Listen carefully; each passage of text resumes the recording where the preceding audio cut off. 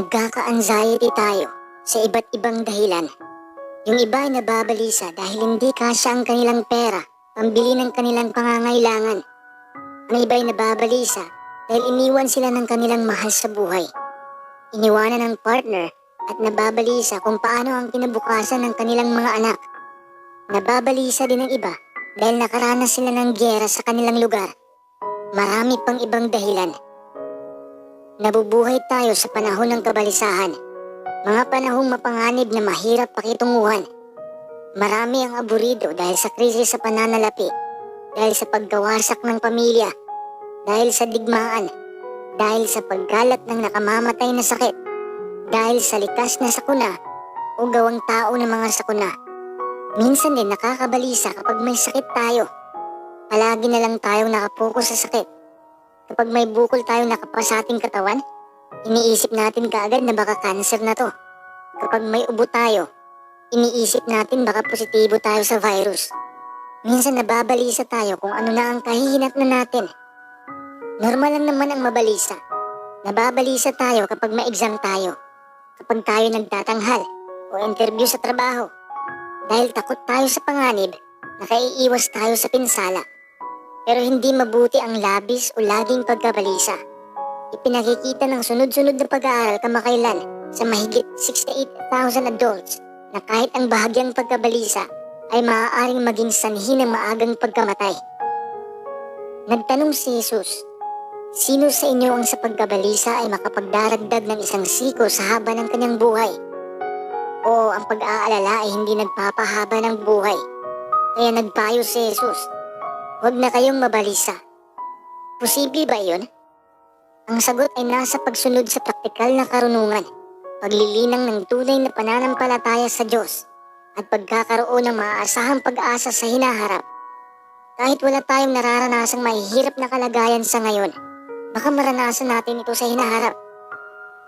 Nababalisa ka ba sa pera? Siyempre mababalisa tayo kapag pera na ang pag-uusapan, lalo na kung may inflasyon sa ating bansa. Tumataas ang presyo ng pagkain at halos wala na tayong mabili. Maraming magugutom. Kaya't maiisip natin kung paano natin mapapakain ang ating pamilya. Kailangan natin ng praktikal na karunungan para mabuhay tayo.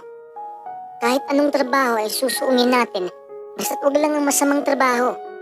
Pero alam mo ba kung ano ang pinaka-praktikal na magagawa natin? Yun ay magtiwala tayo sa Diyos. Kapag sinusunod natin ang utos ng Diyos, tinutulungan niya tayo kung tungkol sa pagkakaroon ng mga pangangailangan sa buhay. Sinabi ni Jesus, kaya huwag na kayong maghanap ng kakainin at iinumin ninyo at huwag na kayong masyadong mag-alala dahil ang lahat ng ito ang pinagkakaabalahan ng mga tao sa mundo. Pero alam ng inyong Ama na kailangan ninyo mga ito. Sa halip, patuloy na hanapin ang kanyang kaharian at ibibigay niya sa inyo ang mga ito. Nakalulungkot, dinaya ng pangunahing kaaway ng Diyos na si Satanas ang karamihan ng tao na mag-focus sa material ng mga bagay. Ang mga tao ay lubhang nababahala sa kanilang mga pangangailangan at nagpupursiging makuha ang mga bagay na hindi naman talaga nila kailangan. Marami ang nababaon sa utang at natututuhan ng masaklap na katotohanan ang nanghihiram ay lingkod ng taong nagpapahiram. Ang ilan ay gumagawa ng maling mga desisyon. May nagbebenta ng bawal na gamot, may nagnanakaw, may pumapatay, may negatibong mga gawain kapalit ng pera. Ang ilan ay ng ibang bansa nang walang legal na mga papeles, kaya hindi sila nakakuha ng trabaho. Tago sila ng tago sa mga pulis at natutulog sa mga bangketa. Naaawa sa mga taong gumawa ng labag sa batas para lang magkapera. Hindi nila binigyan ng Diyos ng pagkakataong tulungan sila. Kaya naman nating harapin ang problema sa tulong ng Diyos. Sinabi ni Jesus, huwag kayong mabalisa tungkol sa susunod na araw, sapagkat ang susunod na araw ay magkakaroon ng sarili nitong mga kabalisahan. Sapat na para sa bawat araw ang sarili nitong kasamaan. Kaya dalangin ko sa araw-araw na bigyan tayo ng Diyos ng ating tinapay sa araw na ito para tayo'y mabuhay. At talagang tumulong siya, gaya ng ipinangako ni Jesus. Hindi natin laging nakukuha ang gusto natin. Minsan namimili tayo ng pagkain, pero hindi natin inisip na ang nireject natin ay pagkain rin. Imbis na magreklamo tayo, Magpapasalamat tayo sa Diyos na sa buong panahong ito, hindi tayo kailanman natulog ng gutom. Ang Diyos ay nangako, hindi kita sa anumang paraan iiwan, ni sa anumang paraan ay pababayaan. Ilan sa inyo ngayon ay ayos naman sa pinansyal, pero natutuhan pa rin ninyo mula sa inyong naranasan na ang pagtitiwala sa Diyos ang pinakamabisang panlaban sa kabalisahan. Lagi tayong tutulungan ng Diyos kung patuloy nating gagawin ang kalooban niya. Naging totoo sa atin ang awit 34:8. Tikman ninyo at tignan na ang Diyos ay mabuti. Maligaya ang matipunong lalaki na nanganganlong sa Kanya. Kaya naman hindi tayo natatakot kung magkaproblema tayo muli sa pinansyal. Tinutulungan ng Diyos ang mga tapat na magkaroon ng tinapay para sa araw na ito. Malinaw na sa atin ngayon na ang kailangan ng tao para mabuhay ay hindi trabaho o pera, kundi pagkain. Kung ako ang tatanungin mo, pinananabikan ko ang panahon kapag natupad na ang pangako ng Diyos. Magkakaroon ng saganang butil sa lupa. Samantala, sa pagkakaroon ng pagkain at pananamit, magiging kontento na tayo sa mga bagay na ito. Umuhugot ako ng lakas sa sinasabi ng Biblia. Maging malaya nawa mula sa pag-ibig sa salapi ang inyong paraan ng pamumuhay, habang kayo ay kontento na sa mga bagay sa kasalukuyan. Sapagkat kanyang sinabi, hindi kita sa anumang paraan iiwan, ni sa anumang paraan ay pababayaan. Ano pat tayo ay magkaroon ng lakas ng loob at magsabi, ang Diyos ang aking katulong, hindi ako matatakot. Kailangan ang tunay na pananampalataya para lumakad na kasama ng Diyos. Gipit man tayo sa pera ngayon o magipit sa hinaharap, matututo tayo mula sa pananampalataya at praktikal na karunungan ng matagumpay na tao. Pero paano naman kung ang problema sa pamilya ang dahilan ng ating kabalisahan? Paano kung ang partner mo ay may mahal ng iba? Paano kung ang magulang mo ay naghiwalay dahil sa kabit? Hindi lang pinansyal ang naging problema mo. Parang hindi mo kakayanin ang lahat ng pananagutang kinakaharap mong mag-isa ngayon. Makakatulong sa iyo ang panalangin para makontrol ang iyong damdamin at magkaroon ng malapit na kaugnayan sa Diyos. Alam mo, ang anxiety ay madalas susulpot kung gabi kapag ang lahat ay napakatahimik at hindi mo mapigilang mag-alala. Pero makatulong sa iyo ang pananalangin at pagbabasa ng Biblia para makatulog. Isa sa mga paborito kong teksto na nais kong ibahagi sa iyo ay ang Filipos 4:6-7. Huwag kayong mabalisa sa anumang bagay, kundi sa lahat ng bagay sa pamamagitan ng panalangin at pagsusumamo na may kasamang pasasalamat ay ipaalam ang inyong mga pakiusap sa Diyos. At ang kapayapaan ng Diyos na kahihigit sa lahat ng kaisipan ay magbabantay sa inyong mga puso at sa inyong mga kakayahang pangkaisipan. Kapag gugugol ka ng maraming oras sa pananalangin, sigurado akong aaliwin ka ng kapayapaan mula sa Diyos. Ang nakapagpapatibay na pananalita ni Jesus tungkol sa panalangin sa kanyang sermon sa bundok ay kapit sa lahat ng uri ng kabalisahan. Nalalaman ng inyong Ama kung anong mga bagay ang kinakailangan ninyo bago pa man ninyo hingin sa Kanya. At kailangan nating humingi sa Kanya. Ang panalangin ang pangunahing paraan para makalapit tayo sa Diyos. Ano ang resulta kung gagawin natin iyon? Siyempre, lalapit din siya sa atin. Oo, sa panalangin, hindi lang bumubuti ang ating pakiramdam dahil nasasabi natin ang ating kabalisahan. Kumikilos din ang Diyos, ang dumirinig ng panalangin, alang-alang sa lahat ng umahanap sa Kanya sa pananampalataya. Kaya tinuruan ni Jesus ang Kanyang mga tagasunod na lagi silang manalangin at huwag manghimagod. Dapat na patuloy nating hilingin ang patnubay at tulong ng Diyos na nagtitiwalang gagantimpalaan niya ang ating pananampalataya. Hindi natin dapat pagdudahan ang Kanyang pagnanais o kakayahang kumilos. Kung mananalangin tayo ng walang lubay, ipinakikita natin na meron tayong tunay na pananampalataya. Ano ba talaga ang pananampalataya? Sangkot dito ang pagkuha ng kaalaman tungkol sa Diyos o pagkilala sa Kanya bilang isang persona. Magagawa natin iyan kung aalamin muna natin ang kaisipan ng Diyos sa pamamagitan ng Biblia. Natutuhan natin na nakikita niya ang bawat isa sa atin at gusto niya tayong tulungan. Pero ang tunay na pananampalataya ay higit pa sa basta pag-alam ng ilang bagay tungkol sa Diyos. Nangangahulugan din ito ng matalik na pakikipagkaibigan sa Kanya. Gaya ng pakikipagkaibigan sa isang tao, hindi ito maaaring mabuo ng magdamag.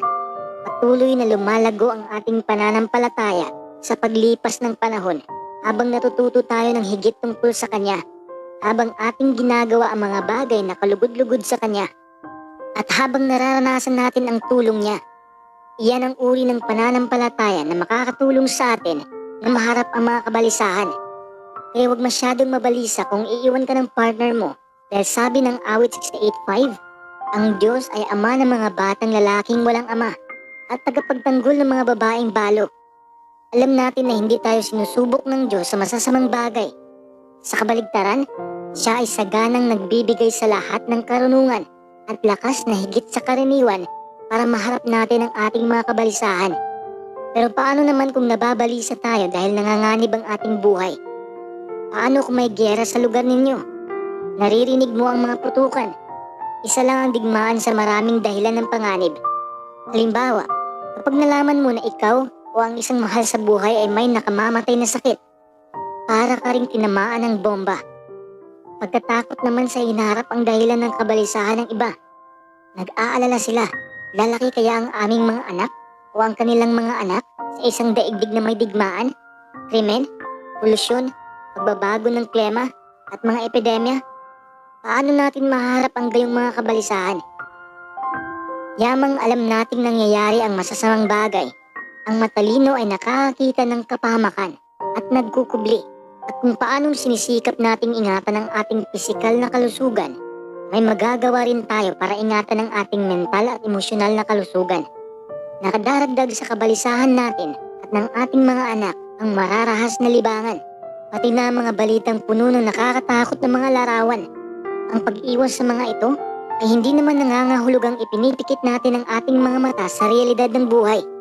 Hindi dinisenyo ng Diyos ang ating isipan para mag-focus sa masasamang bagay. Sa halip, dapat nating punuin ito ng anumang bagay na totoo, matuwid, malinis, kaibig-ibig. Kung gagawin natin ito, ang Diyos ng kapayapaan ay magbibigay sa atin ng kapayapaan ng isip at puso.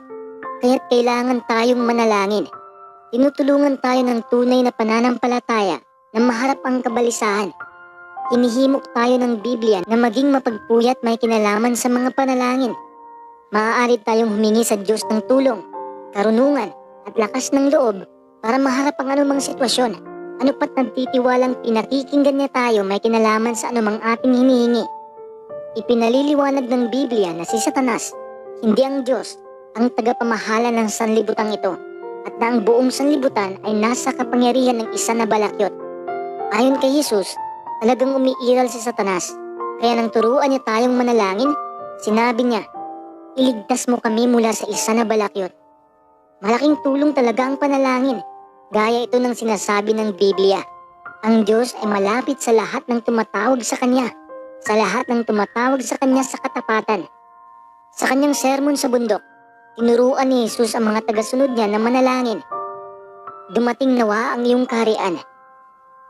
Lubusang aalisin ng kaharian ng Diyos ang lahat ng nakapipinsalang kabalisahan magpakailanman.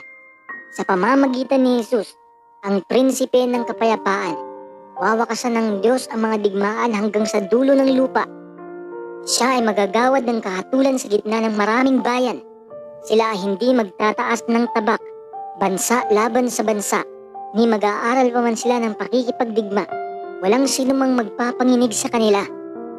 Ang masasayang pamilya ay magtatayo ng mga bahay at maninirahan sa mga iyon. At magtatanim sila ng mga ubasan at kakainin ang bunga ng mga iyon. At walang sinumang tumatahan ang magsasabi, ako ay may sakit. Sa kabila ng lahat ng pag-iingat ngayon, hindi laging posibleng maiwasan ang di inaasahang pangyayari o ang pagiging nasa maling lugar sa maling panahon. Sa nakalipas na mga taon, ang digmaan, karahasan at sakit ay patuloy na pumapatay ng mabubuting tao. Ano ang pag-asa para sa mga inosenteng biktimang ito?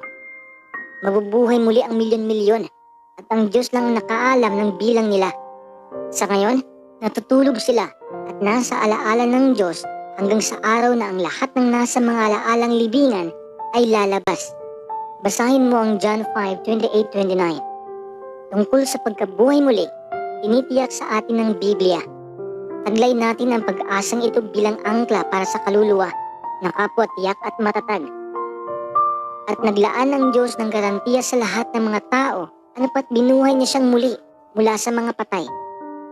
Sa ngayon, kahit ang mga nagsisikap mapalugdan ang Diyos ay mapapaharap sa mga kabalisahan sa pamamagitan ng paggawa ng praktikal na mga hakbang, paglapit sa Diyos sa panalangin, at pagpapatibay ng pananampalataya sa pag-asang inilalaan ng Biblia para sa inaharap, matagumpay na naharap ng mga tao ang kabalisahan. Kung paanong tinulungan sila ng Diyos, puspusin nawa kayo ng Diyos na nagbibigay ng pag-asa ng buong kagalakan at kapayapaan dahil sa inyong paniniwala. Siyempre maitatanong mo, kailangan bang magpatingin sa doktor? Kung nagawa mo na ang lahat ng praktikal na hakbang pero nababalisa ka pa rin, baka makabubuting magpatingin ka na sa doktor. Pag labis-labis nang nababalisa ang isang tao, baka sintomas na ito ng mas malalim na problema. Maaaring simulan ng iyong doktor sa pisikal na pagsusuri. Yamang ang kabalisahan kung minsan ay dahil sa isang sakit. Pagkatapos, matutulungan ka ng doktor na makapagpasya para sa karagdagang paggamot.